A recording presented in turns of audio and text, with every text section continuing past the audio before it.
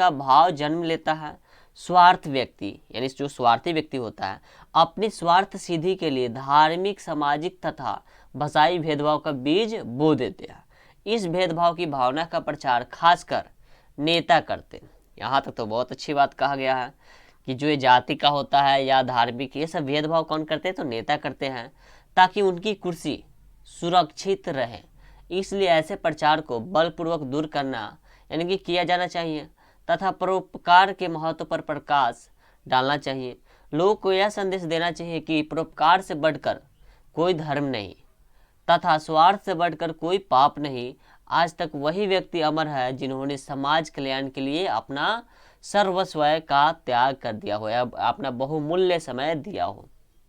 कथनी नहीं करनी करके सिद्ध करने का प्रयास करना चाहिए, यानी कि ज़्यादा बातें नहीं करना चाहिए, डायरेक्ट काम पे करना चाहिए। चलिए, क्योंकि क्रिया के बिना ज्ञान बोझ जैसा हो जाता है। किसी के व्यवहार अथवा आचरण से उसके गुण तथा दुगुण का पता चलता है। भगवान बुद्ध ने भी कहा है, वैर से वैर खत्म होना असंभव है। यहाँ ध्यान रखेंगे, ऑब्जेक्टिव में आपका काम आएगा। वैर से वैर खत्म होना असंभव है।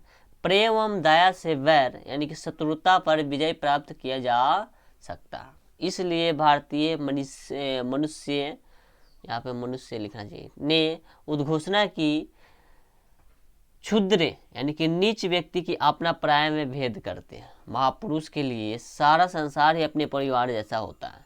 निष्कर्षतः यह कहा जा सकता है कि प्रेम, सहिष्णुता, करुणा तथा मानवता का प्रचार मसार करके विश्व शांति जैसे उद्देश्य की प्राप्ति का प्रयास किया जाना चाहिए।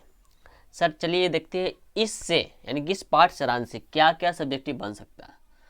तो विश्व के शांति के लिए हमें क्या करना चाहिए, ये आपका अगला प्रश्न है। यानी कि विश्व के लिए जो शांति प्रदान होता है उसके लिए हम लोग को क्या करना चाहिए, शांति के लिए हमें क्या करना चाहिए।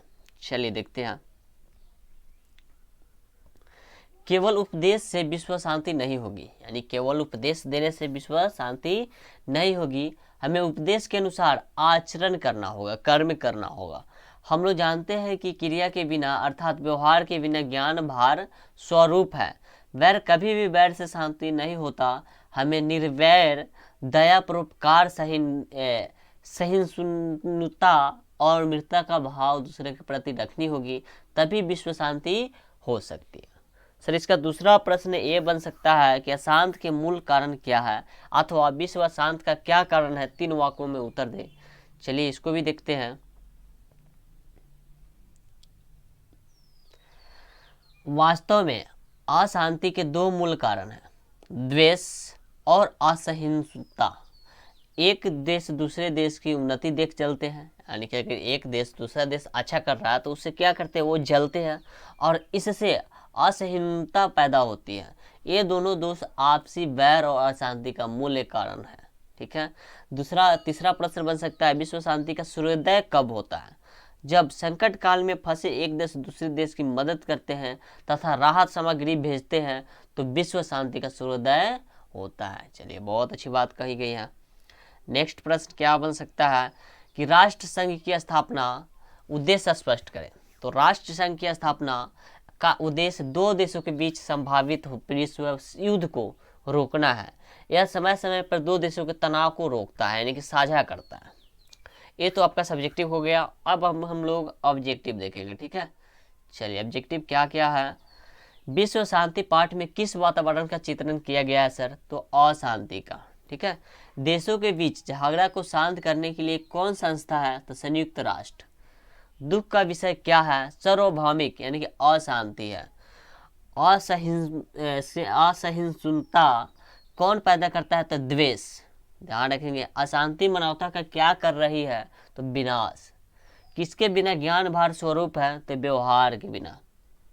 क्रिया के बिना क्या भार है? तो ज्ञान। क्रिया के बिना क्या भार है? तो ज्ञान। विश्व शांति का कौन काल माना जा सकता है? तो सूर्योदय। एक बार वीडियो को लाइक कर देंगे सभी कोई, और जितना कोई नया है चैनल को सब्सक्राइब कर लेंगे और वीडियो को पूरा वॉच कीजिए। ठीक है। तभी आपको अच्छे से समझ में आएगा।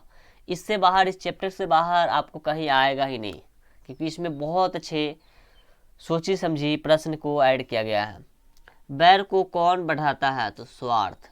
मानवता के विनाश का भय किससे है? तो अस्त्र से है। चलिए आगे देखते हैं। अनेक राज्यों में परस्पर क्या चल रहे हैं? तो शीत युद्ध चल रहे हैं। क्या बलपूर्वक निवारणीय है? तो स्वार्थोपदेश यानी अशांति के कारण कितने हैं? तो 2 है। भारतीय दर्शन का मूल तत्व किसे माना जाता है? तो शांति। अशांति सागर के तटों के बीच कौन स्थित है? तो संसार है। उदार चरित्र वाले क्या मानते हैं? तो वसुधैव कुटुंबकम मानते हैं। अब हम लोग टेस्ट लगाते हैं, ठीक है। चलिए देखते हैं टेस्ट। मानवता के विनाश का भय किससे है? ऑप्शन आपके सामने है, बताइए क्या होगा। मानवता के विनाश का भय किससे है? शस्त्र है या अस्त्र है या दोनों है या इनमें से कोई नहीं है?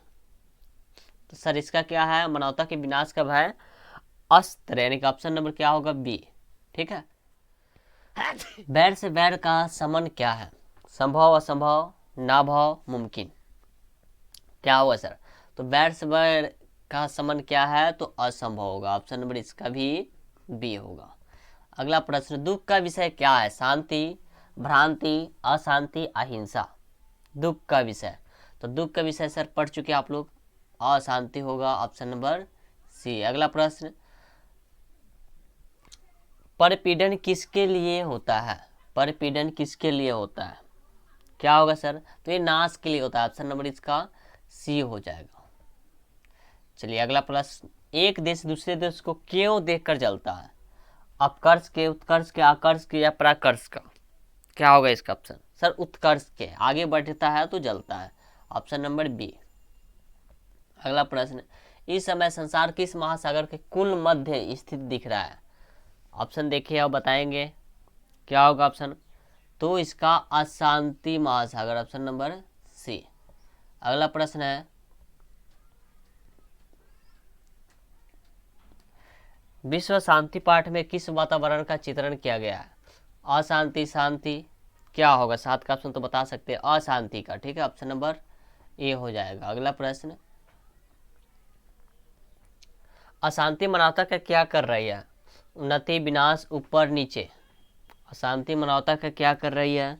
सर तो विनाश कर रहा है, ठीक है। Option number B. अगला प्रश्न, उदार चरित्र वाले क्या मानते हैं? ऑप्शन पढ़ेंगे और बताएंगे क्या होगा। सर इसका ऑप्शन होगा वसुधैव कुटुंबकम, यानी कि ऑप्शन नंबर सी। अगला प्रश्न, अशांति सागर के तटों के बीच कौन स्थित है? मानव, दानव, जीव, संसार। क्या होगा सर ऑप्शन? सोचिए एक बार, अशांति सागर के तटों के बीच कौन स्थित है? तो ये संसार है। ऑप्शन नंबर डी हो जाएगा। अनेक राज्यों में परस्पर क्या चल रहे हैं? अनेक राज्यों में से क्या चल रहा है? तो शीत युद्ध चल रहा है ना सर? क्या चल रहा है? तो ऑप्शन नंबर डी हो जाएगा इसका, शीत युद्ध, ठीक है। चलिए अगला प्रश्न, क्या बलपूर्वक निवारणीय है? पढ़ेंगे और बताएंगे क्या होगा। क्या बलपूर्वक निवारणीय है? 12 का ऑप्शन क्या होगा? तो इसका हो जाएगा स्वार्थोपदेश, ऑप्शन नंबर डी हो जाएगा। अगला प्रश्न, अशांत के कारण कितने हैं? एक